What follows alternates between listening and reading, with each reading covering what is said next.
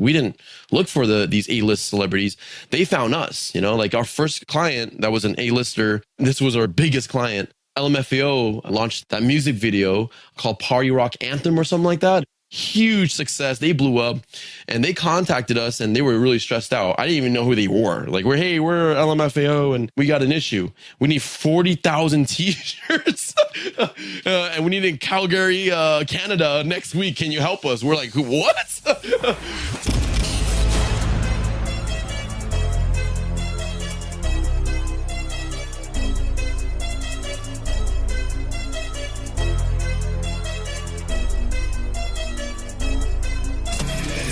This is the Maverick Show, where you'll meet today's most interesting real estate investors, entrepreneurs, and world travelers, and learn the strategies and tactics they use to succeed. And now, here's your host, Matt Bowles. Hey everybody, it's Matt Bowles. Welcome to the Maverick Show. My guest today is David Dang Vu. He's a location-independent serial entrepreneur and educator who has sold over $1 million in courses on the Udemy platform to 45,000 unique students and is the creator of their #1 best-selling business course of 2017. David first builds successful location-independent businesses himself and then documents exactly what he did in his Udemy courses, and now has students all over the world that have been able to replicate his success by following his methods. To give just two examples, David uses AirBNB rental arbitrage to net himself over $300,000 a year in passive residual income, and he also runs an eBay dropshipping business that nets him an additional $300,000 a year in passive income.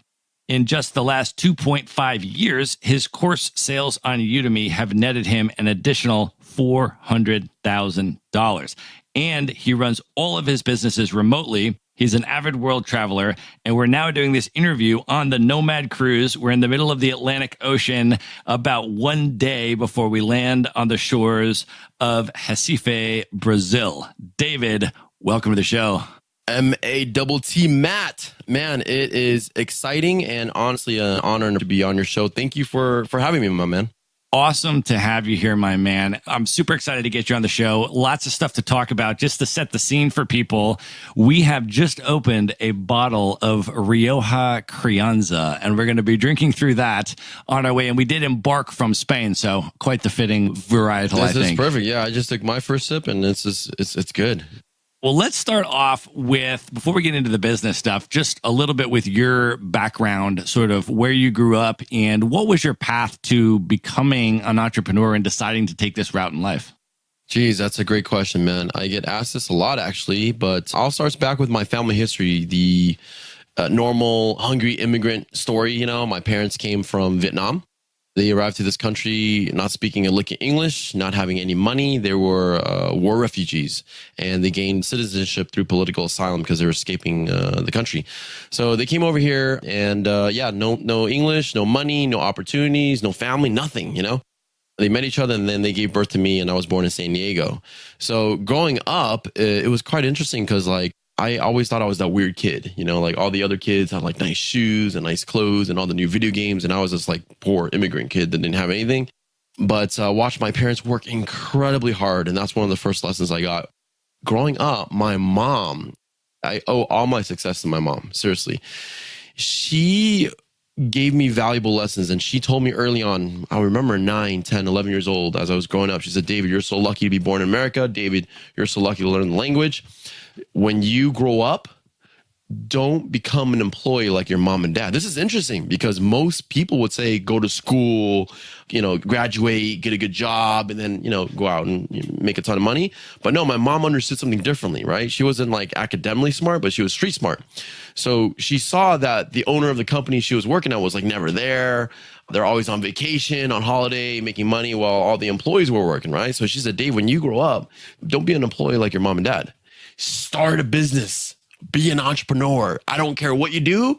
Just be an entrepreneur and have a business of your own. So she instilled this idea in my head at a very early age, and that's kind of where my journey all started. If I look back, it starts with my mom. That's amazing. I was also based in LA. I wasn't born there, but the last 7 years or so that I was in the US, I was based in LA. So we have a little bit of California West Coast overlap there. But what was then from that, the rest of your trajectory, sort of after you got through high school and you sort of became an adult and you had to start making decisions? What was your path from there? My path from there early on was just finding any way to make a buck. Right. And I found out very quickly in school selling things to my friends. Like literally, I was the guy that was going to the dollar store, and I noticed all the kids in school were always asking for pencils and erasers and highlighters because they always lost them, right? And they're always asking me and other people, hey, do you have an extra one? And no one had one. So I said, you know what? I'm going to go to the dollar store because I had $1 for, allowance for lunch and see what I could buy there. And I noticed like you could buy a pack of pencils and, a bunch of erasers and, a bunch of highlighters for $1, like a pack of pencils, 12 pack for $1. So I literally started my journey in middle school slanging pencils to my friends. Like, you want a pencil? 50 cents, you want a pencil? $1, right? So I started making like $4, $5, $6 and going, hey, this is awesome. And this is where I learned supply and demand, and then it gets really interesting later. The kids started asking for like candy because their parents wouldn't give them money to buy candy because, you don't want to have kids, doped up on sugar and candy, right?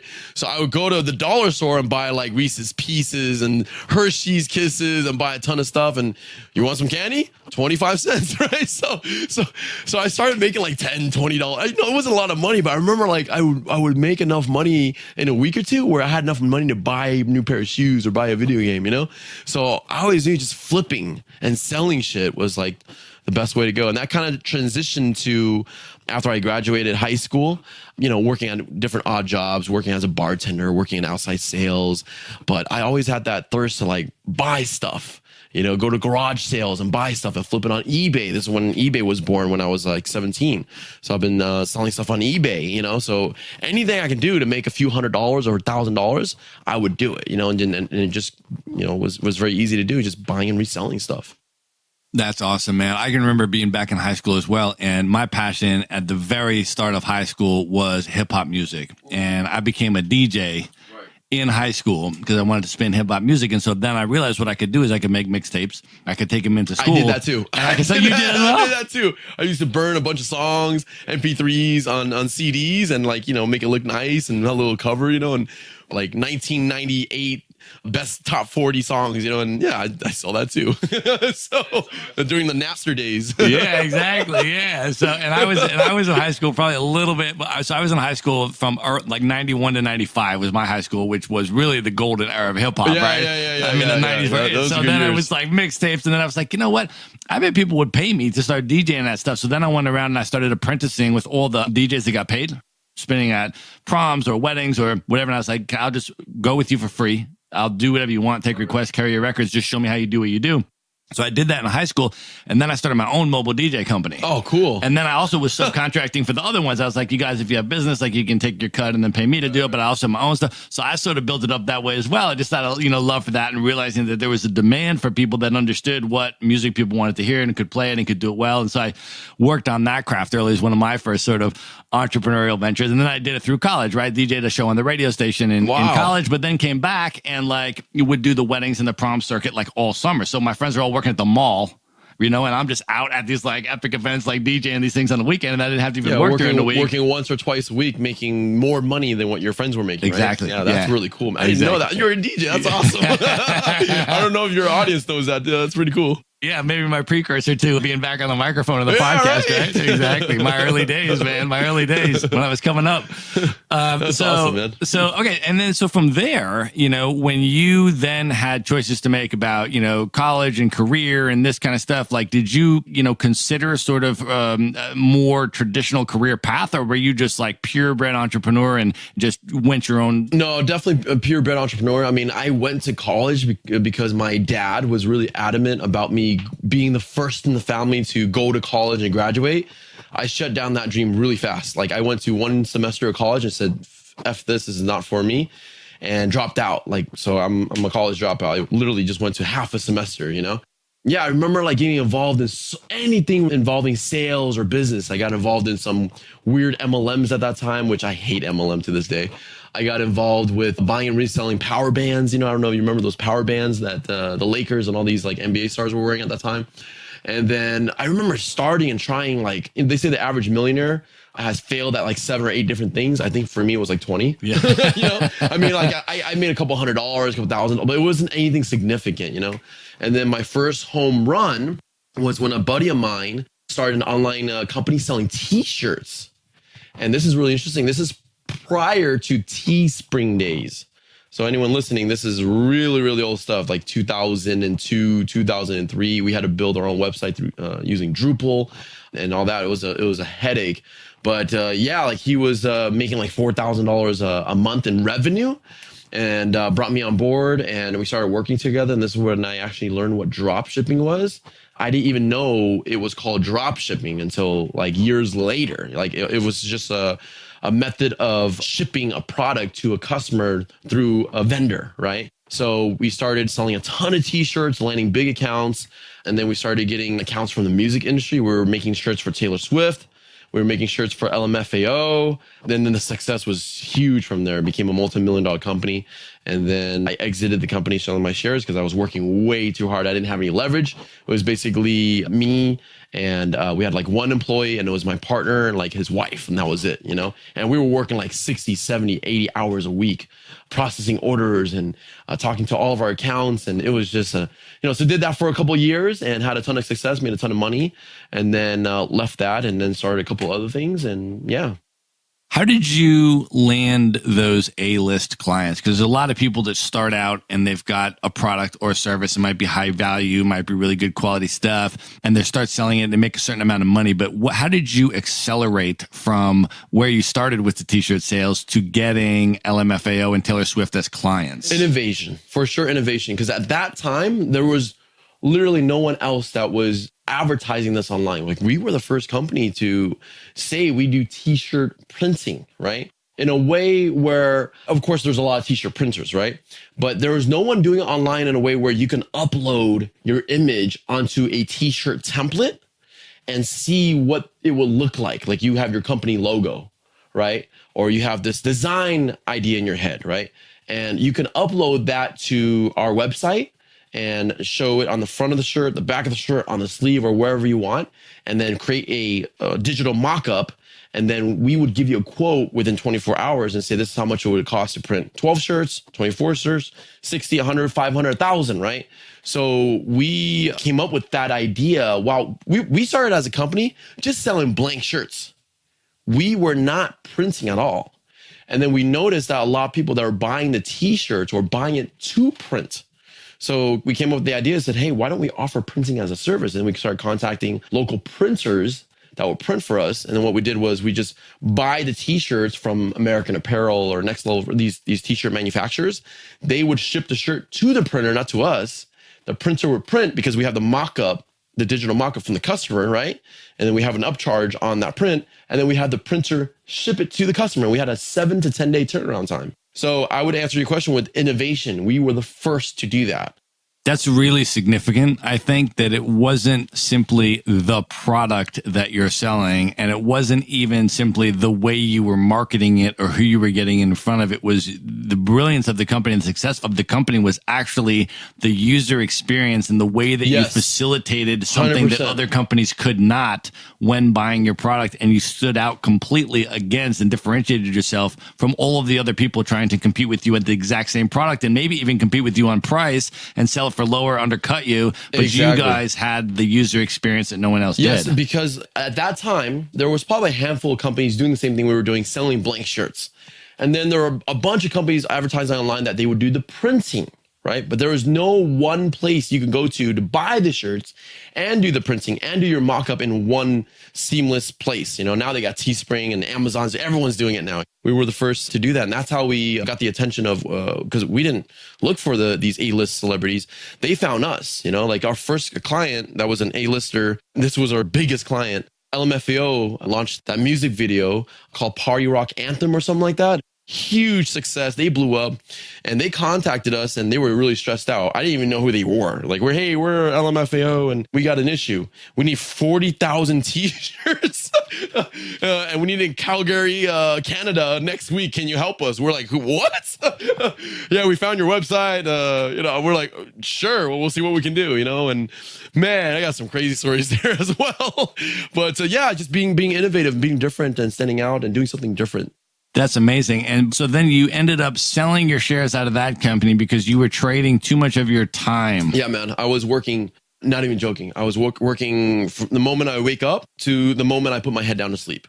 I have these A-listers and their managers and their merchant sales managers hounding me like all hours of the day, like, hey, we need 25,000 t-shirts in Europe. We need oh my God. I'm like, why didn't you tell me like 2 weeks ago, And it was so much stress and we had to like hire temporary teams because the print shop was only operating 8 to 10 hours a day. So we had to hire temporary teams to work at the print shops 24 hours a day, 7 days a week to spit out these shirts to fill the 20,000, 30,000, 40,000 t-shirt order next week, and ship it and have it landed in a different country, so it was incredibly stressful. There were a lot of moving parts, Yeah, man, I remember just like losing sleep and just like incredibly stressed out, making a ton of money, but not really enjoying my life. Now, when you look back on that now, and we're going to get through some of your latest companies that you've built and all that kind of stuff, you are now at this point in your career a master system and process builder. And you do something, you build a system and process, you hire someone else to run it, and you create a almost entirely automated or mostly automated business process. Now, when you look back on this as your first big, successful, lucrative venture, but you were spending that much of your own time. When you look back on it now, do you think that you could have built the systems and processes? 100%. You just didn't know how to do it at that point in your experience? We grew way too fast. That was the reality. And my partner and I at that time, we were still relatively very young. So yes, we could have hired like 4 people, 5 people to help manage the task, but we were just way too cocky, like we had the mentality that, oh man, we can't hire someone to do what we do. It would take too much time to train them. They might quit on us 6 months, a year later. It's not worth it. No one's going to do it as good as us, and especially with these big accounts, they like working directly with us. Right. So we just had this like fear, this like attitude that no one can do it, but knowing what I know now, it could have easily been done, just taking that extra time to hire and train someone and letting them shine versus shining yourself. I feel like that's one of the biggest lessons and one of the self-employment trap where you think nobody can do it as good as you. And therefore you're not willing to hire someone else because it won't be done as good as you. And therefore you trap yourself into trading all of your time for the money instead of building a system and process. And that prevents you from really building an effective business enterprise. Yeah, exactly. Totally. And then it's really cool. Today, that company, that business has like 20 employees now. My ex-partner is doing really well. And yeah, so lesson learned, right? So that's awesome. And so then from there, so you sold out and you recaptured your time and you had a good, bit of cash there from the sale and everything else. So you were comfortable. And so then what were your decisions from there in terms of your entrepreneurial path? So while I was doing that, I was dabbling into another industry with gift cards. Long story short, I found the gift card industry needed a disruption. And at that time, there was like $100 billion in gift card sales annually. And that wasn't the market that I was going after. What I understood was approximately 10% of that market goes unused. So imagine this, in the US, $100 billion in gift cards are generated a year for birthdays and holidays, mainly during the holidays, right? Because people don't want to buy a present and they want to buy you, Matt, $100 Starbucks gift card, right? So huge industry. But the problem is 10% of that, $10 billion of that credit to all these retailers never gets used up. Long story short, I found that there were a lot of people that had unused gift cards. They say the average US household has about $300 in unused gift cards. So we went after that, right? So I started advertising online that we would buy gift cards for cash. And we built that into a huge empire, $3 million empire. And this was overlapping when you were doing the t-shirt business? This was like overlapping in the last year of me doing the t-shirt business. So while I was like working the crazy 80-hour work week, I was dabbling in this space, just making like, a few $1,000s. And then when I exited, I, had that big windfall of money, but I also had immediate cash flow coming in from the gift card. And then I really turned that into an actual business, building a website, advertising online, hiring people, and then really driving the sales and scaling it. In that business, were you better than able to build systems and processes and then outsource them and 100%. hire? Yeah, 100%. So you were using less of your own time. Yes. And then I turned it into, and that was like around the same time where I read the 4-Hour Work Week for the second time, because I had read it once before, and it's interesting because like a lot of times when you read a book, it depends on where you're at in your life. Right? So you read a book, you're like, oh, cool, this book was great. I learned a couple concepts. But if you read that book 5 years later, it's like reading an entirely different book. You're like, how did I miss all this stuff? So I remember around that time, I read that book, 4-Hour Work Week, again. And the thing that stood out to me the most was building a system, building a team, outsourcing, right? Letting other people shine, because if you don't allow other people to do the work, that you never give them the opportunity to shine, right? So you really got to let go of control, right? And this is what I really like, wow. So start applying those things, and hiring slow and firing fast and doing things like that really helped me a lot in that venture. And I carry all of that over to all my other businesses and hustles and companies that I build as well. And so when you are focused on a company like that and you're building it and you're succeeding in the gift card thing, what is your thought process about maybe I should also start this other company, or maybe I should also do this other venture? Like, what is your entrepreneurial thought process in terms of the serial nature of your business ventures? I'm always looking for the next big thing. I'm always, even right now, as I'm sitting with you and we're hanging out with all these digital nomads, I'm keeping a close ear to the ground, right? My spirit comes from the challenge. Because I feel like when I start businesses, I'll be honest, I get bored of them. It gets very mundane. I can see the beginning, see the middle, see the end, see how it's going to scale, see how it's going to grow to X amount of revenue or whatever. After a while, I get bored. So for me, I like starting something brand new in a new space because I like gaining that experience and gaining that knowledge.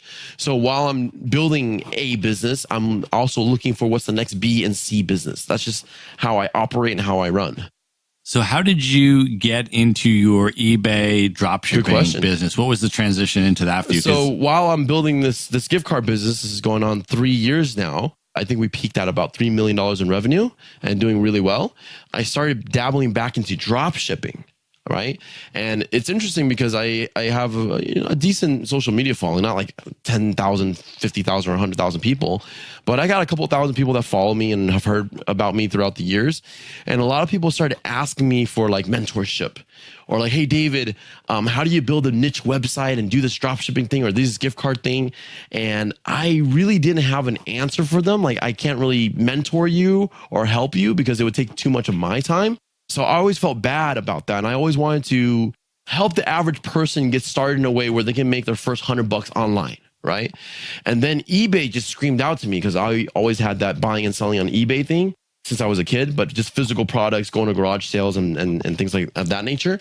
And then I discovered or read something one day about you can drop ship on eBay. I'm like, you can drop ship on eBay? And I took my experience with the t-shirt thing, right? And then someone mentioned that you can literally drop ship products from Amazon to eBay. And I said, no, it's not that easy. No way. So I literally, when I heard about this, I was messing around one day and I jumped online to eBay and I literally looked around my room and said, what can I buy on Amazon right now? And I found a pair of these cheap sunglasses, right? The style of the sunglasses is called Wayfarer. Are you familiar with these? They look like Ray-Bans, but the style is called Wayfarer, right? So I remember, okay, I'm going to go on Amazon and find Wayfarer sunglasses. And I found them and I was looking for the cheapest one because arbitrage, buy low, sell high. And I found these Wayfarer sunglasses for like $2.99, $3 or something like that. I shipped from China or somewhere like that. And I said, okay, I'm going to put this on my eBay store. So I literally went on this Amazon listing. I copied their photos. I copied their entire description and I put it on eBay and I listed it at $9.99. And it literally took me like 4 or 5 minutes to do, right? And then I hit list, went to bed, woke up the next morning and darn be told, it sold. And I was like, holy cow, someone paid me $9.99 on through PayPal on eBay for these Wayfarer sunglasses. I was like, no way, it's not that easy. And then I went to Amazon. I purchased it and I put in the customer's information, their shipping info and their address. And I had Amazon ship it to my eBay customer. And then I did the math because, after eBay fees, you think you make $7. No, I think I ended up making like $4 or $5 profit after fees. And I was like, holy cow, that was like the easiest $4 or $5 I ever made in my life. Like that was way too easy. So a light bulb popped in my head. And I said, you know what? I think I can turn this into a lucrative business. So literally that whole entire year, I spent listing products. I had, so I sold sunglasses. So naturally I started adding other sunglasses and other different styles and different colors. So I had a little sunglass store, right? And then I started selling that little rope you put around the sunglasses to hang around your neck. So I started selling accessories for sunglasses, right? Then naturally I started selling other products, and then I had this store of 500 products and then 1,000 products and then a couple thousand products. And then by the end of my first year, I cleared about $300 and something $1,000 in sales and netted about $100K in profit. So I created this really cool, compelling story, all verifiable income. I screenshot everything, right? And then I started sharing this on social media and people were just going, holy cow, this is insane. Can you make an online course about this? And then that led to the next thing. So then I created an online course for it and the rest was history, And that online course, is that the one that became the best-selling course of 2017 on Udemy? 2016 and 17. Yeah, it was the #1 business selling course. I remember I had my cool moment of pride when Gary Vee, these like big heavy hitters with big audiences, right? Gary Vee, Seth Godin, they started publishing their online courses on Udemy too. And these guys have way bigger audiences than me, right? And then I would see these courses, and then after a couple months of them launching their course, they're also in the business category. I would check to see who's ranked #1, and lo and behold, you see the David Vu's little eBay course #1, Gary Vee #2, Seth Godin #3. I'm like, oh my god, it's so cool. I take a screenshot of that and share that as well, And then now, if you look at it now at the time of this recording, you'll see Seth Godin or Gary Vee at #1. Maybe I'm #3, but it's always fluctuates between the 1 and 3 spots. But it's really cool. I was just like really blown away. So this little eBay course. That's amazing. I love that story because you first do something and you do it successfully, build the systems and processes which are replicable. Then you simply share with other people exactly how you did what you did. And then people are buying your course. And of course, it's selling a lot because it's actually working. Yes. And people are replicating your model and they're also making money using your methods. Yes, I think that's incredibly important to #1, be transparent and authentic, because I noticed the biggest differentiator with online course creators, right, is there's a ton of junk out there, man. So many like shams and scams and like gurus. I'll show you how to make $1 million in real estate. I'll show you how to make $1 million, right? And they all teach on like theory, and they're not even teaching what they're practicing. And that's what gets me the most, right? So when I wanted to create this course, I never wanted to be that guy. I wanted to lead by example. Whatever I'm doing is exactly what I'm teaching. What I'm teaching is what I'm doing, right? So I think that's really important when you're making a course. And I think that's one of the reasons why it became so popular, so successful. And yeah. And then you follow that up with your latest course, which is on your venture regarding the Airbnb rental arbitrage. Right. Yeah. So can you talk a little bit about, I'm really excited to get into that because there's a lot of real estate people in the audience that are listening to this. And I think your model is super interesting. So I'd love to hear maybe even just from the beginning, how you got started. I want you to explain the business model, but also just how you started and how you got into it and what you sort of learned along the way as you were developing this model. So going throughout my story and going through like, how do I think this way? I think like there's that saying, follow your dollar, right? That's a really important lesson. Like I always follow every dollar that I spend, every dollar that I get, right? I ask myself the question, when I'm spending this money, where is that money exactly going and how are they making money, right? So going to Airbnb and talking about real estate, what happened for me was I was using Airbnb. I learned about the platform a long time ago. So I've been using it for about 7-8 years now. And everywhere I traveled, I always used Airbnb, right? Just didn't like hotels. I like the whole personal experience thing. And I remember one time in Texas, I was going to a conference and I had checked in and the host wasn't there. He gave me a code to like his lockbox. And I checked in and gave me a code to lockbox. I got the key, opened the door, and I was like, wow, that was really easy. The dude wasn't even there, right? And then I remember 3 days later, he came to check up on me to make sure everything was okay, if I needed extra towels. And I just like started talking to the dude, and I was like, hey man, I always had the impression, by the way, that every single Airbnb was privately owned. Like it was owned by the person putting it on the website, on the platform. That's the impression I always had. So when this guy came and talked to me, the guy that listed the apartment and the host, I just simply asked him the question. I'm like, hey, just curious. John, I think his name was John. I was like, hey, John, do you own this property? He's like, no, man, I just rent. I'm like, you don't own this property? You rent it? And then you put it on Airbnb? He goes, yeah. I was like, wow, that's really interesting. And then he said, I have 5 of these in the same building. And then he walked away, and I was just like, oh my God, light bulb, right? And literally right when he walked away, I jumped on my laptop and I Googled the name of the apartment complex in Texas. And literally I watched that he was renting these 2-bedroom apartments for like $1,300 because that's what the price was online, and they had vacancies and stuff. And then I said, wait a minute, I just paid this dude $120 a night. And then I did the math, right? I'm like, if he rents it out, and then I looked at his calendar. I started doing like a heavy investigation in R&D here. I started looking at his calendar. I saw that he was 25 days booked this month, right? And I did the math. I'm like, oh my God, this guy's getting like 4,000 and some change in revenue. And he's renting it for $1,300 a month. And now he has 5 apartments. Oh my God, this is a business, right? So went home on that trip 3 years ago. And then I said, if he can do this, I can do the same thing. And I did some research. I live in Huntington Beach, California. I said, maybe I can replicate the same thing in California. Instead of having to buy a property and put it on Airbnb, why don't I see if I can rent a cool flat by the beach or something and see if I can arbitrage it and make a little bit more.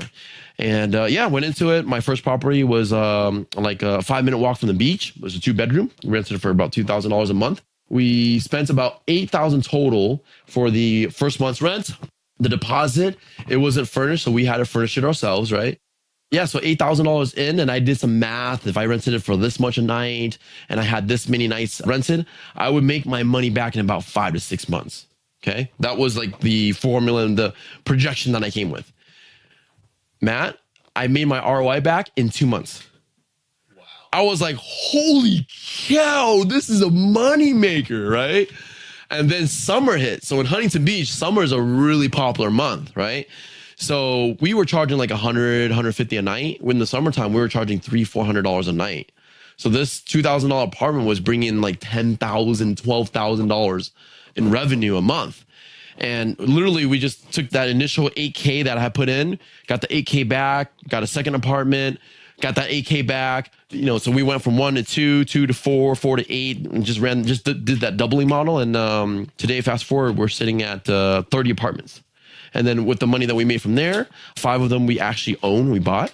And the other 25, we just do the whole lease, subleasing. And it's an incredibly lucrative business. Yeah, so I love it. Wow. So how do you select which apartments you're going to rent, and how do you do your research on the projections in terms of both what the market rent is on Airbnb for that type of unit, and also what you project a reliable occupancy rate to be, including seasonal adjustments for both vacancy and price? Like, how do you establish an accurate projection? Great question. So in real estate, they say location, location, location, right? And that's nothing more than the truth. Same with Airbnb. There's incredible tools that you can utilize if you don't want to use the tools. I didn't know about these tools until like a year and a half ago, but we just do market research on the platform. We just look at an area like Huntington Beach, see what other people are listing their properties for and see how occupied they are, and then kind of do an assessment. If we got a property in generally the same area for this much money and rent it out for this many nights, how much money we would make, right? So that's kind of an assessment that you can do just without these tools. But there's an incredible tool that we discovered about a year and a half ago called AirDNA. Okay, so airdna.com for anyone listening. AirDNA aggregates all of the data on Airbnb. And this is some cool geeky stuff, man. Like you can do some gnarly, incredible things with this. And this gives you a huge edge and a huge advantage over competitors that don't use it. And 99% of people don't know or use this because you have to pay like $40 a month to get the aggregated data in a certain zip code, right? But this is incredible. So imagine being able to spy on every single listing in Huntington Beach or in Los Angeles or whatever, right? And you can literally see what everybody is making annually. You can see what they're charging per night. You can see how occupied they are, occupancy rate. You can see everything. You can see the top 20 listings in a certain neighborhood and then see why are the top 20 guys making this much money? Is it because of the photos? Is it because of optimization with their title and their description? Why are they making so much money? And you can literally pick it apart and emulate them or do it better, right? So AirDNA is an incredible tool that you can use to predict an area. And I'm assuming that Airbnb is also an amazing place for savvy entrepreneurs like yourself to come in because, as you said, most of the listings on Airbnb are just regular people who might be like renting out their house or they own a rental property or two and they're renting them out. And they're not really savvy professional copywriters, not at all. SEO optimizers, that kind of stuff. So when somebody like you comes in, even if the average is, whatever the average amount is that most people are making, if that's just somebody that's saying, hey, here's my property on, you can rent it, and you come in and you understand how to optimize the title, how to write copy and describe the property in a compelling way, how to create pictures that are going to be emotionally alluring in ways that's going to completely differentiate your listings from an average regular person that doesn't have that business experience. Yeah, 100%. As an entrepreneur and a marketer, it's really easy to stand out from the crowd. So when you were assessing sort of this business opportunity, and I guess through your experience, what were some of the downside risks that you initially assessed? Like if I get committed into this thing and I'm signing on this long-term lease and I'm doing this, what were some of the downside risks and how did you mitigate against those? Great question. Legalities. So Airbnb has sort of a bad rap depending on what city you're in. The goalpost in Airbnb and where you want to kick that ball through the goalpost can change every 3 to 6 months, meaning that right now it can be 100% legal and fine in your city. And in 3 to 6 months, it can go the complete opposite direction and be banned and illegal, right? And that's why I really like the rental arbitrage model, because if you buy the property, it doesn't matter if you own or rent the property. If it goes south, you fall under the same legal jurisdiction. So if you own the property, it doesn't matter. If the city says we are banning short-term vacational rentals, it doesn't matter if you own or rent. You have to follow the same rules, right? And of course, you can fall back and go on your long-term rent, but that the arbitrage of cash flow is not there anymore, right? So renting these properties in certain cities is really critical because you're on a 1-year lease. And so we had about 4 properties in Huntington Beach. And then the city actually banned it last year. So we had to get out, right? But it wasn't that bad. Like we didn't actually lose any money. We waited until our lease ended and talked to our landlord, knew that we couldn't do it anymore and they were totally okay with it. Lease ended. We didn't break the lease or anything. We just shuffled the listing to a different city. When you say it gets banned, is it Airbnb that is being banned from the city? And are there other alternative platforms like VRBO or this different kind of thing that might not be banned? Or can you use like the old school, like Craigslist, like, hey, want to do a short-term 3-month rental on Craigslist? Or is it you're not allowed to do short-term rentals, period? Like, how does that work? So we can dive really deep into this, and this is really good for your real estate audience because I get asked this a ton. You got to understand both sides, right? So what's happening is Airbnb-preneurs like me will come in there and disrupt the entire market, right? We'll literally, there's a building with 100 units. We can grab like 10, 15, 20 units. It just depends on how much capital we have, right? The problem that it creates in the community is at the end of the day, as an Airbnb-preneur, as a business operator, I need to understand that I'm operating a short-term hotel business in a residential zone, period, right? So with that comes consequences, okay? Residences in the community may not like that there's random people checking in every few days, right? So people can start complaining, right? And also we're grabbing a lot of these these residential housing apartments. So the rent goes up for other people, right? So we're literally disturbing the market here. You have to be really cautious and careful with this. So when a city comes in there and says, hey, we don't like that there's a ton of people complaining. People are having, like in LA, for example, this is LA is going through a huge headache with this. Like people that live in LA can't even find apartments to live anymore because there's so many people doing Airbnb. Because like 25% of that residential market is on Airbnb. That's a huge problem, right? So how do we fix it? I don't have an answer for that. I really don't, you know? I do my part. I collect and pay and remit my taxes to the city and do what I'm supposed to do. You know, a lot of people that do Airbnb, unfortunately, they don't do that. That's another huge issue with the city, is that these people that are operating these Airbnbs are doing it illegally. They're not paying taxes on it. They're not reporting it, you know? That's a big problem too as well.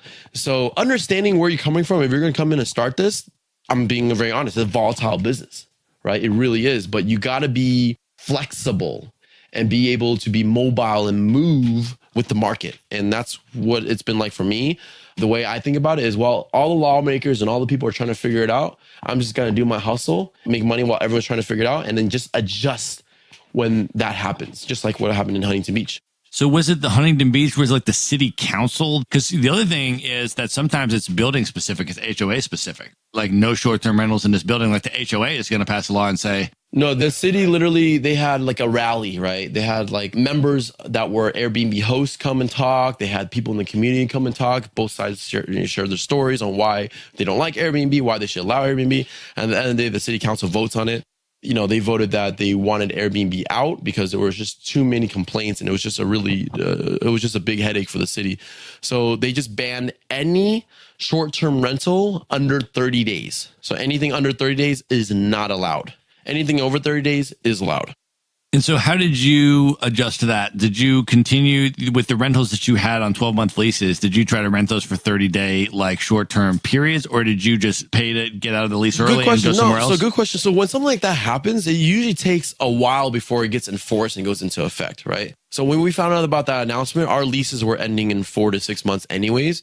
And then, we talked to the landlords and they knew what was going on. They were bummed out about it, But yeah, we just ran our listing until the listing ended. We didn't have to break the lease or anything. We just ended it when the time came. We just didn't renew the lease. And then we just relocated to literally the city next door, like 7 minutes away in Costa Mesa, where it's 100% legal and you could get a permit for it and all this stuff. So we just relocated to the next nearby city. So the way that you're doing this and the way for somebody to get started, let's say they do the legal research, they're going to start obviously in a city where it's currently completely legal. There's nothing on the horizon about any discussion of anything. Do. So you should have hopefully a decent runway, meaning even if in terms of your 12 months, discussion happens, this happens, they pass something, they're going to still give you a buffer before it's enforced, as you said. So that's the way to start it. So what you're doing is you're putting usually typically the first month in deposit as a regular tenant would on an apartment.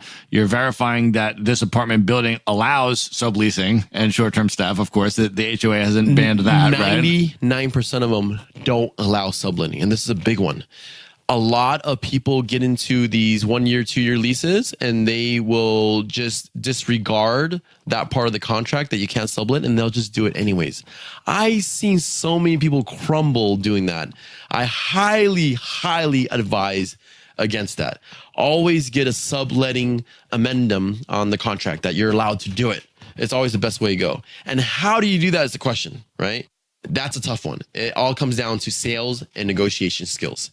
So when I meet with a private owner or I meet with a property management company, I let them know right from the get-go what we plan on doing, okay? Every single time, I'm always going to get met with resistance. And it's always because of risk. They don't want people that they don't know into a residential community and could disrupt the community or destroy the property, right? So how do you mitigate that? Very, very simple. And it all comes down to really sales. And I just simply let them know, like, you need to understand that short-term renters normally are just there to sleep and shower. So as a matter of fact, there is less wear and tear in the apartment than there is when you rent it out for someone for a year or 2 years. And because of my track record now, I can show them like my prior listings. I've had this listing for 3 years. It looks immaculate from day one because I advertise this product as a place to stay for a couple of nights or a couple of weeks. Okay. So if my new check-in comes in and the place is not exactly like the photos, if the carpet is dirty, if the walls have marks on the walls, if it looks tacky, right? I'm going to get a bad review. So every single time someone checks out and checks in, it's professionally cleaned every single time. We make sure everything looks like day one, right? So I get them to understand that, right? And then I let them know that I also pre-screen. Well, our team pre-screens our guests, so we don't just allow everyone to stay there. So if John Doe hits us up and goes, "Hey man, I'm coming with my boys for a bachelor party," we're gonna say no to that, right? So we do pre-screen guests. We don't let everyone stay at our place. We want the right clients, right? And then if it comes down to if it's a money issue, a lot of times we'll throw extra money at them. We'll offer 10, 20% more on top of what they're asking for. And if it's a risk thing they're concerned about, we'll pay you double, triple the deposit if we have to.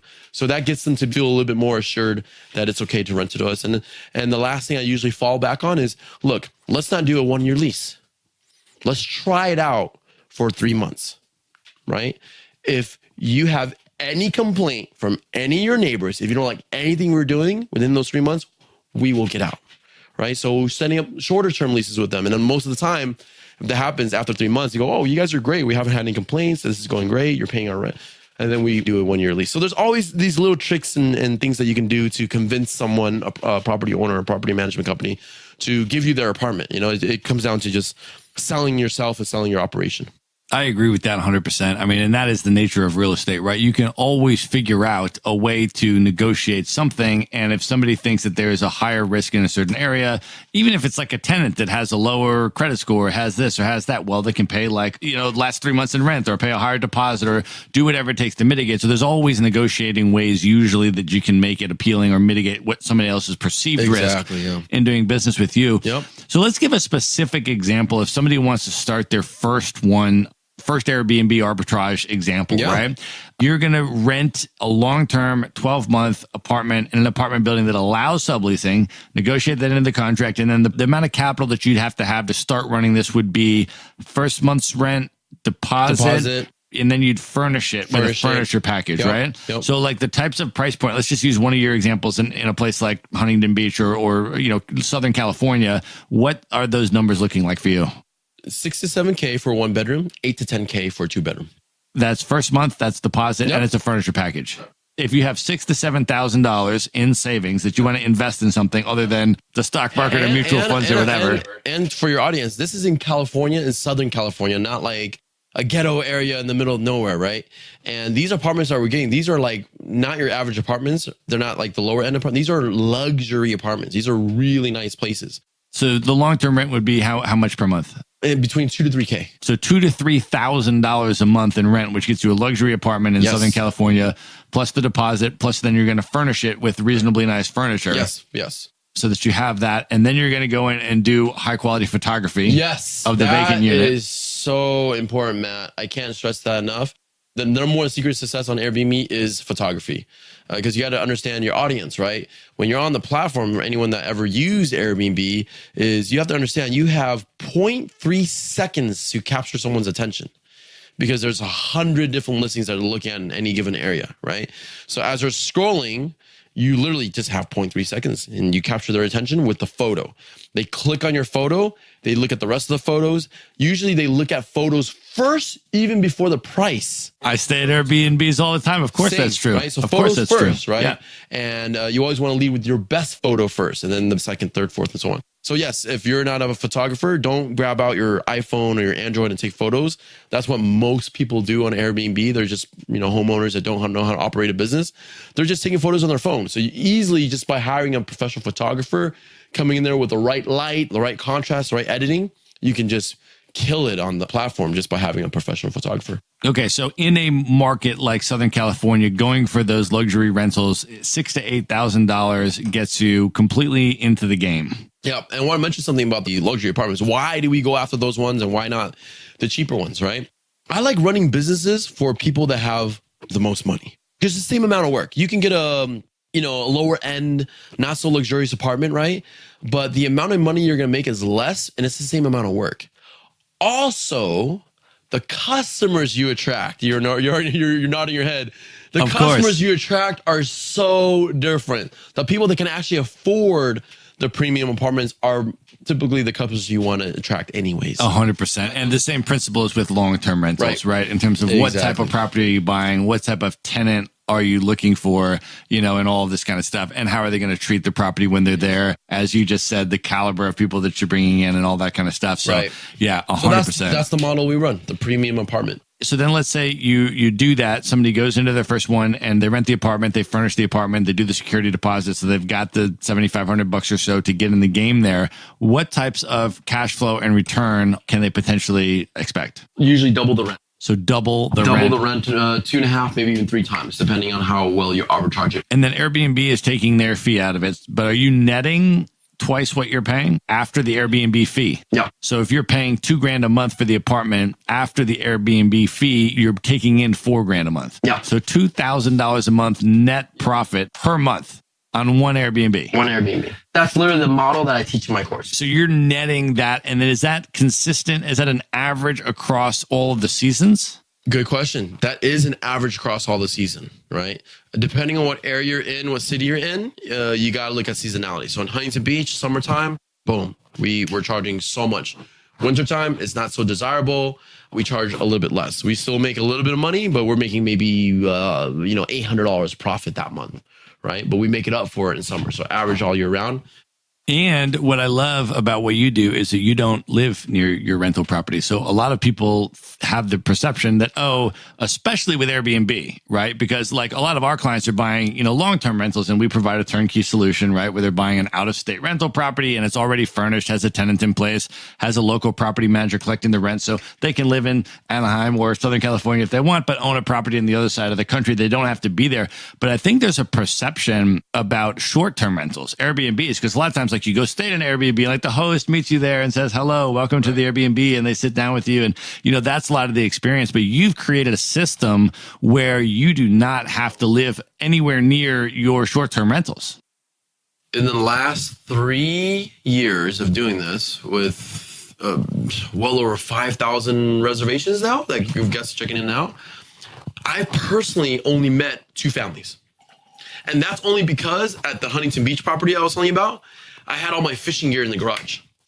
So I would literally just go to the apartment, open the garage, grab my fishing gear, and the guests just happened to check in at that time. I tried to avoid them. So I literally have not met any of our guests or seen their face or anything, Building a system is really important. Having a great team is really important. We can talk a lot about that too as well. When you were getting into this, anytime you're learning a new business and you're refining your processes and stuff, did you make some mistakes at the beginning when you were starting your first couple? Well, how was it? How was that? What happened? Getting into the game. Great stories for you. So when you first start any business, and I tell everyone this, like, don't outsource, don't hire people, do everything yourself. You have to. It's so important. So I was the guy that was going and getting the apartment. I was the guy going and buying the furniture, renting the U-Haul, driving around to different furniture stores, trying to get a deal, right? Buying some used furniture, finding some new ones, right? Going to TJ Maxx. You got TJ Maxx. Yeah, you know TJ Maxx. TJ Maxx and Marshalls and shopping. As a dude, this totally sucks. I hate doing this, right? And I literally would get the keys from the landlord and wouldn't have the apartment turnkey ready to rent until 2 weeks, even 3 weeks later. That was my first apartment. So even making 2 months on ROI is really good, right? But you have to do that because you'll start learning what you can do that's more efficient, what's faster, what's more optimized. And then I have it to now today where literally if we get the keys on the 15th, we will already have the apartment rented on Airbnb by the 16th. We make money on day 1. That's how efficient we are now, right? And I can tell you the difference with that, right? So real quickly, we have a furniture broker, okay? So we call them up and tell them exactly, we want 4 queen size beds with nightstands and, a dining table. We already know what we want. We call a furniture broker, we get it from them. They do a free delivery and installation. Okay, we tell them the day that we're moving in is the 15th. So we have everything already ordered. They come and they deliver everything that morning. We get the keys. They're in there that same hour, right? We also have an interior decorator that we pay. So we outsource all that task to her. And this is someone that went to school for this. And when she does her job, oh my God, the place looks freaking amazing. So a week prior to getting the keys from the landlord, let's say on the 15th. So by the 7th or 8th, we are handing over her some cash. Obviously, we have this trust and relationship with her. And she's already going and buying everything for the kitchen, for the bathroom, for the beds, for the pillows. She's already shopping that whole entire week. And actually for her, it only takes 2 or 3 days. So she's driving around to the TJ Maxx and the Marshalls and all the Home Goods and all these places, right? And buying all the stuff, right? The day of the move-in, okay? The furniture people come and install the furniture. She comes there and unloads and unpacks and does everything. By 5 p.m., everything is done. The photographer's there by 6 p.m. taking photos. That's how efficient we are. And actually, bonus tip for your listeners, we actually do something that's really cool, I think, is we actually advertise the listing on the 1st. So 2 weeks prior to us even getting the keys, we're already advertising the apartment for rent. Of course, we don't have all the photos, but we just put like 1 or 2 generic photos. That's it. And believe it or not, you'll actually still get reservations with 1 or 2 generic photos. People will ask, hey, what about the kitchen? What about the bathroom? I don't see any photos of that. Tell them this is a work in progress. The place is going to look very nice. Here's some of our other apartments that you can check out that it will look similar. We're also renting it out for very cheap on the first 2 weeks. So we put the price very low to get, because when you first list a listing, you don't have any reviews. Right. So we put the place for like a place that we normally rent for $200 a night. We'll put it for $99 a night just for the first 2 weeks. So we can get away with putting only 1 or 2 photos. Right. So literally by the 16th, we already have a family checking in, so we do that. That's a bonus one. So we make money on day one. We don't skip a beat. So in terms of operating expenses, and you quoted some of these numbers to get in about, first month's rent, deposit, and that kind of stuff to get into the game. But then you've got your furniture broker that you're paying. Then you've got your interior designer that you're paying. So is all of those upfront expenses and the professional photographer you're paying, is all that included? Yeah, it's actually not. See, when I was doing this, my first one, right, I went around doing everything myself thinking I was going to save money. But you already know time is more valuable than money. Like my time is worth way more. I can hire these people and pay them X amount of dollars, and it saves me a ton of time, but also saves me a ton of money. So I didn't have to go rent the U-Haul. I didn't have to go shop around, right? The furniture broker that I'm using, I'm getting everything about 10 to 20% higher than wholesale price. So the broker is the one that normally sells to the furniture retailers, but since I'm buying direct from him, he's charging me a 10 or 20% markup. So I'm getting pretty good prices. I'm not paying retail prices. I'm not paying wholesale prices. I'm paying somewhere in between, So I'm getting a good deal there, and he does a free installation and delivery. So I'm getting I don't have to worry about picking the stuff up and installing it. I remember, my God, I spent like 3 days like buying stuff from IKEA and like putting it all together, man. Like how professionals do it, right? Same with the interior decorator. She just spends like 3-4 days to do it. We pay her between $500 to $800 per apartment, depending if it's a 1-bedroom or 2-bedroom, right? Right, and all that's included in that upfront cost to get in. Yeah, and the photographers, we usually pay about $100 to $200. And now, in terms of operating expenses, as you're leasing it for $2,000, you're bringing in $4,000 after Airbnb fees. But then, what about operating expenses in terms of, as you said, having it professionally cleaned after every tenant and those types of things? How does that factor into your net cash flow? Utilities average about $150, $200. Okay, and we live in California. We blast our AC during the summer, $150 to $200 for electricity, gas, and water. Cleaning fees, we charge between $50 to $75, depending if it's a 1-bedroom or 2-bedroom, and that passes over to our guests. The guests pay for the cleaning fees, so we actually don't pay for the cleaning, and we always cushion $5 to $10 on top of the actual cleaning fee we pay our cleaning staff. So if the staff wants $50, we'll charge the guests $60. So we have like an extra $10 cushion for replenishables, like toilet paper, paper towels, and things like that. And what are your occupancy expectations? And then what are your occupancy sort of realities as you assess that? Do you estimate conservative occupancies when you're doing your projections? And what do you find over the years has been your actual occupancy rates? 83%. Wow. Yeah, I already have the number for you. Very quick. Wow. 83%, 25 out of 30 days on average. That's what we shoot for every single month, and we are hitting that, or even 90%, sometimes even 97%. We'll literally just have a 1 or 2 day miss in the month. because it's really difficult to book out every single day in your calendar, because you'll get someone that books from Monday to Wednesdays, and then someone else that books from Friday to, and you get this 1 or 2 day gap, so that's what we do. But we also have some pricing software that takes care of some cool stuff for us there. Awesome. So tell me a little bit about the course that you created for this. When you're explaining your model, what are people going to learn in the Airbnb Arbitrage course that you created? I like to really spend extra time, energy, and effort to stand out from anyone else teaching this something similar. And what I found was a lot of other Airbnb courses will just, again, talk about the theory, talk about tips and tricks, but they never really show you their actual property, right? So we actually go out of our way and show you 6 of our properties. Like, we walk you through, like, hey, this is our apartment. This is our 1 bedroom that we have here in Anaheim. Let me show you and pick apart exactly the bed that we bought, the coffee maker that we bought, how much we paid. And we literally walk you through bedroom by bedroom by bedroom so people can really get a visual.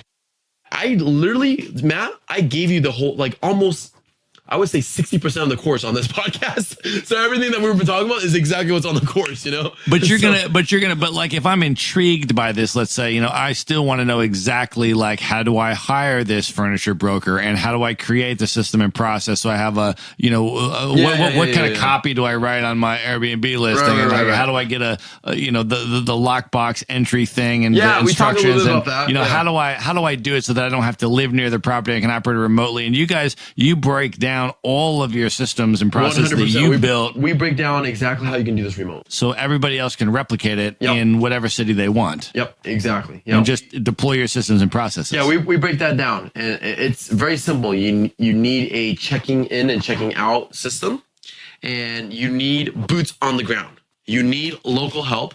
The MVP of this whole entire operation is the cleaning team. You need a reliable, not 1 person, 2 person, but you need a reliable 2 to 3 person team, because if 1 person gets sick, 2 is 1 and 1 is none, right? You need to have a backup. And the cleaning person, I can't stress this enough, the cleaning person is the MVP. They are literally the ears and eyes of your whole entire operation. It comes down to training. So after everyone checks out and checks in, they see the property. They see if there's anything missing, anything wrong, and they're the ones that report to you. So making sure you pay them, not just a normal salary. I go out of my way and I pay extra, and I pay bonuses on top of everything. So make sure that we'll compensate it, right? And also make sure you have a maintenance person. In case of the event, the toilet breaks at 10 p.m., right?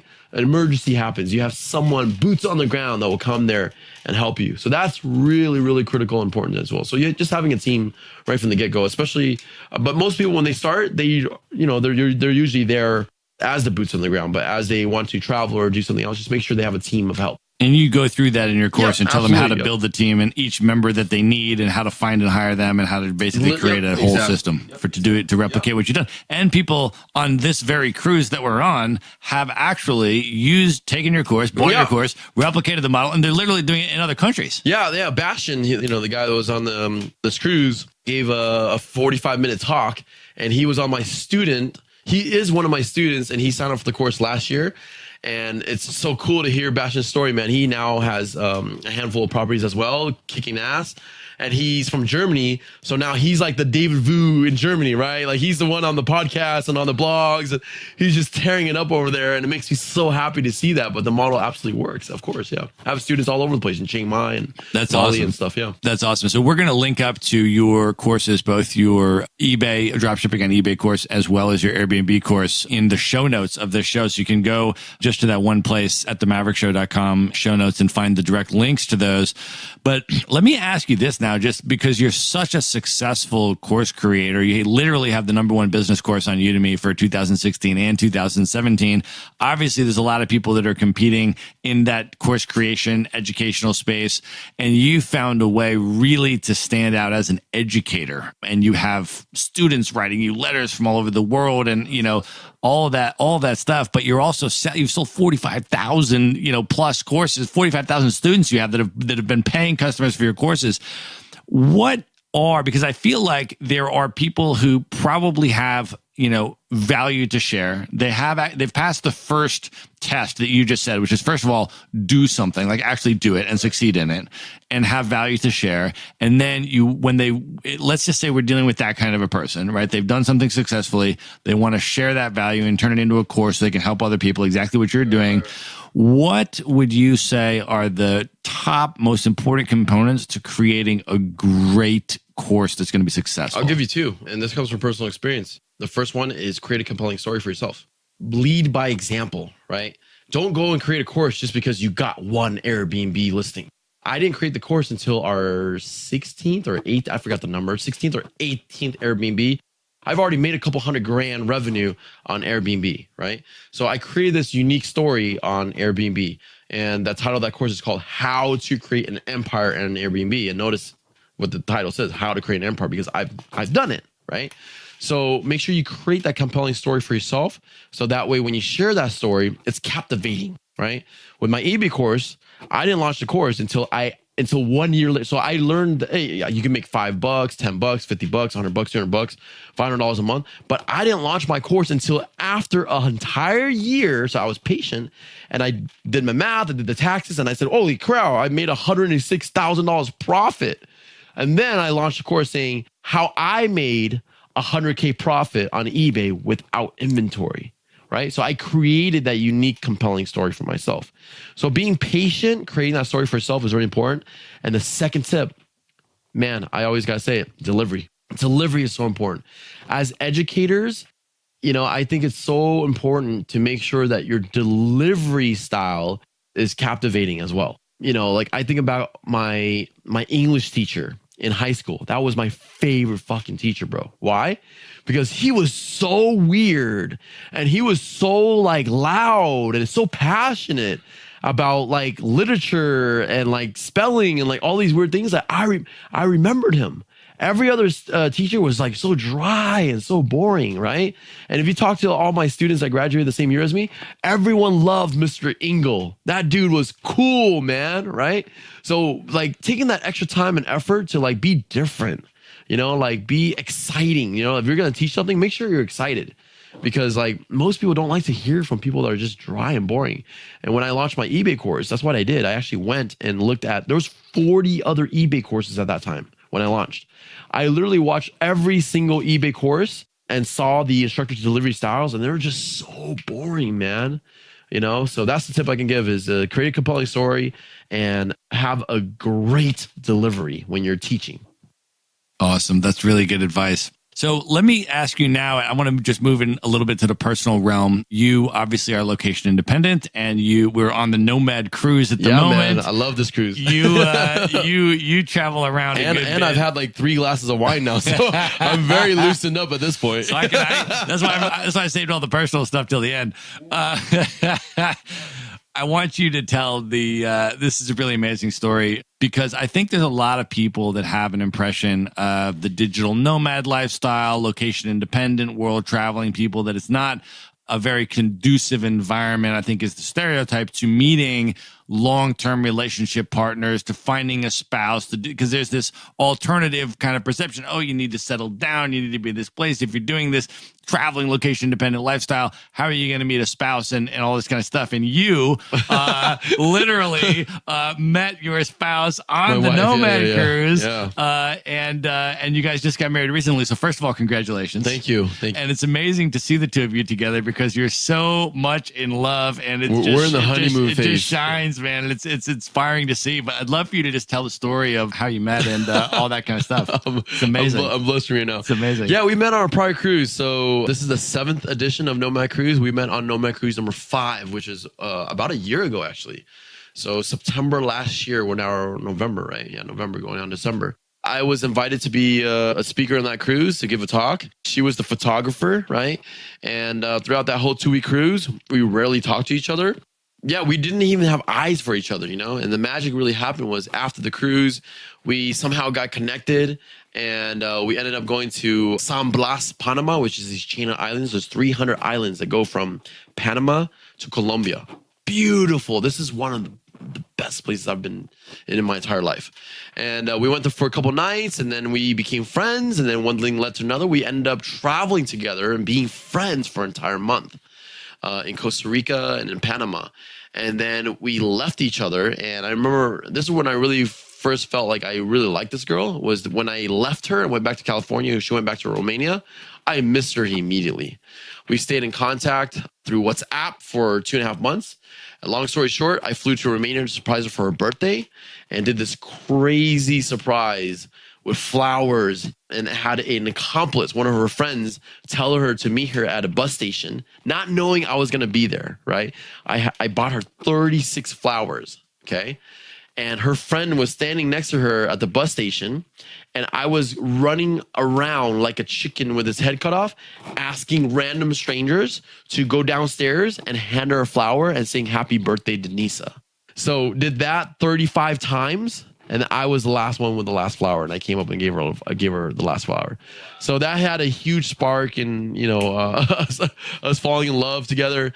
And fast forward, we moved in together in March and got married in August. And I'm at a place in my life where I could not be happier, But to answer your question, you can absolutely find love being nomadic. I get it. I have a ton of friends that have a lot of short-term relationships because different countries, different cultures, different travel plans, but I think if you just love yourself first and put yourself out there and just find someone you really like and you want to be with, and just doing a crazy surprise for them is the formula.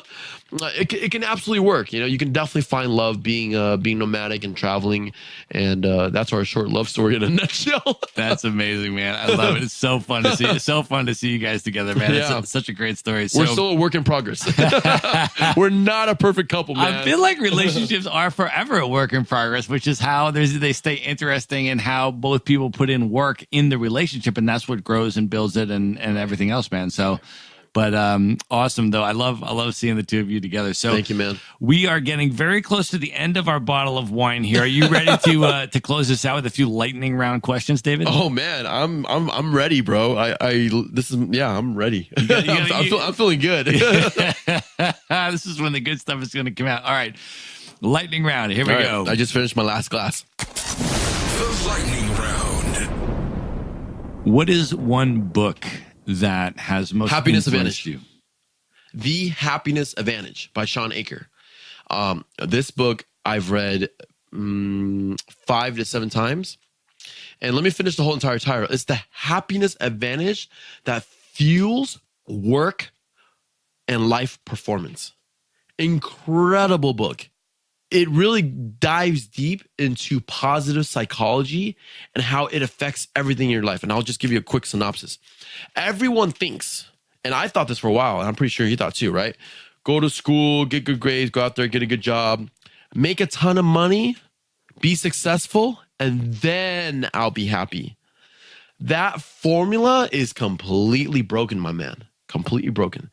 And this book explains why. It explains that if you implement certain exercises, certain skills, and learn positive psychology, positive self-talk, gratitude, all these like not so macho things, but if you really apply and implement these things and learn to be happy in the moment and just learn to be an overall happy person, regardless of your circumstances, regardless of what you don't have, regardless if your parents don't like, it doesn't matter. Just learn to be happy first. Success will come chasing right after, right? So it's reversed, right? So this book breaks it down. It's such a good book, my man. Awesome. I have not read that. I'm going to get on that right away. Yeah, that book is amazing. We're going to link it up in the show notes for sure. Everybody else, there'll be a link at themaverickshow.com in the show notes where you can get that book directly. I'm super excited to read it. That's why I'm so happy. All right. Next question. What is one app or productivity tool or gadget that you're currently using that you would highly recommend? One I use on a daily basis, Trello. You know Trello? Yeah, we use it as well at Maverick. Yeah, so it's just a way to organize tasks. My whole entire Airbnb team uses it. My whole entire eBay team uses it. That's how I keep a pulse on my whole entire business, is with that app. I literally can kind of see, more like to see what everything is going on in the Trello boards on that app. So that's the app I use pretty often. Awesome. If you could give one piece of advice to your 18-year-old self, knowing everything you know now, experiencing everything you've experienced in life up until now, if you could go back, what would you say to 18-year-old David Vu? Man, I'm pausing for a second because I have the answer, and I get emotional thinking about it, man. The answer I would actually give is probably not one that your audience would actually think I would say, but it's actually working less. Yep. Real truth, my man. Working less and taking the time to enjoy life more. Taking the time to say yes to my sister and going to her graduation. Taking the time to say yes to go to my best friend's wedding. Taking the time to say yes to, you get where I'm going, right? Because I was a fucking workaholic, my man. I said no to family and friends so much that they didn't even count on me anymore. I was that guy, you know? But I've lost a lot of opportunity on what really matters because, like, at the end of the day, you can make all the money in the world. There's that cliche saying, you make all the money in the world, but you can't take it to your grave. The most important thing is all the memories like this, man. I share this incredible memory with you sitting in your cabin, drinking wine on this podcast. This is an awesome memory, right? It's all about building memories because that's what you can take to your grave. Memories and experiences, you know? So yeah, I would have worked less and made less money to spend time with the family and friends that I am making the money for, you know? So yeah. That's amazing. Who is one celebrity or author or public figure, somebody that's currently living today that you've never met that you would most love to sit down and have dinner with? Oh, good question. There's so many, man. But I have a lot of people that I look up to as far as business and financial success. But there's very few that has like this overall rounded, well lifestyle with health, spirituality, family, you know, because a lot of these entrepreneurs, like, you know, I don't want to throw names out there. They're always missing one or two things. They're incredibly successful. They're incredibly forward thinking, but they're horrible relationships and family, right? Do you know Paul J. Meyer? Yeah, he was an oil tycoon, but he had a very well-rounded lifestyle. This man has an incredible story. Literally on his deathbed, he was reading a book, still learning. Yeah, incredible story. But yeah, very well-connected, very grounded with his family, with spirituality, with his health and fitness, had time for everything, you know? That's who I would love to meet and connect with. Cool. How do you deal with stress in your life? What are your stress mitigation tactics or techniques that you use? Scuba diving. Scuba diving is my meditation. I do meditation as well. But I love getting outdoors, going over a walk on the beach, going scuba diving, kite surfing, things that like, cause my brain is constantly firing and moving really fast. So I need to like focus on an activity like yoga, scuba diving, kite surfing to really slow me down and help me be in the moment and relieve my stress. So those are the things for me that work for me. What is one productivity hack or technique that you use to really optimize your output? Putting everything into, so if I have a big task that I need to do, putting it into micro-sized tasks. So giving myself 15 to 30 minute increments to finish that task. So if I say, I need to do X, right? And that's a task that's going to take this much time, saying that this is going to take 30 minute chunks to do. That's what I normally do. And always taking a quick 2-minute break in between 30-minute chunks. Awesome. Okay, last two questions. First question is, what are your top 3 travel destinations of all time that you've ever been to that you would most recommend people visit? Oh, my God. So many, my man. I don't want to give a specific city. I'll just say the country, Thailand. Number 1, for value, for people, for nature, for food. It check marks every single box. And there's so many incredible cities in Thailand. I literally have been around every corner of Thailand. I love Thailand so much. It has a special place in my heart. It's where I actually spend most of my time outside of the US. Second, I would say Romania is where my wife is from. So it has a special place in my heart. Same thing, food, culture, value, nature, incredible, has some of the most scenic, epic drives, the Transfăgărășan and the Transalpina. Amazing, bro. Breathtaking. Romania is an absolutely beautiful, beautiful country. I think it's completely underrated. Third, I have to say Fiji.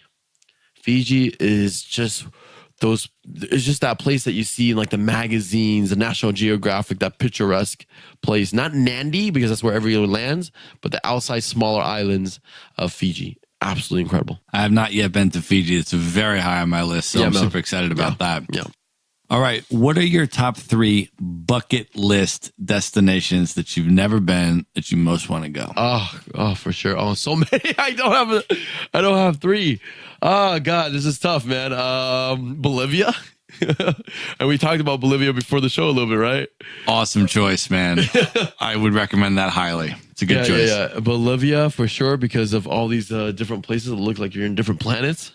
Second, I would have to go with Australia. And third, probably the Maldives. Awesome. I have not been to the Maldives either. That's super high on my list. All right, let's close this out with a final piece of advice that you might give to someone who is maybe working a regular job, has these aspirations that there's more in life, that they could potentially travel, they could potentially go their own route, they could potentially do this entrepreneurial thing, and they want more in life, and they're just a little bit hesitant to figure out how to take that leap. What is the move that person should make? How should they be thinking? What should their next step be to trying to get more out of their life if they're not currently satisfied with where they are? 2 things. First, I would say is audit your time. This is really important. I have way too many personal friends of mine that are complaining about life, complaining about not having enough, complaining about how much they make, right?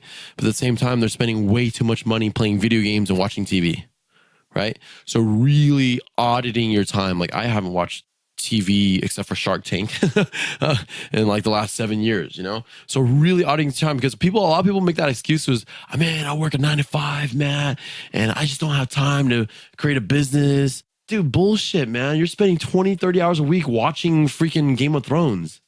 That 20, 30 hours a week, you could build a side hustle on eBay or Airbnb or drive for a freaking Uber and make a couple $1,000 a month. That's the truth. I'm being honest, right? So auditing your time. Number 2, I would say is don't quit your daytime job too early. I see so many people make the mistake. I want to be an entrepreneur. Man, this is the year I'm going to quit my full-time 60K, 70K, 30K, 40, whatever it is a year, and go full-time entrepreneur, not even having a vehicle to be an entrepreneur. I'm going to figure it out. I'm going to burn all my bridges and put pressure on myself and be desperate and be successful. No, that's just I think personally, that's the worst formula. I can only think logically.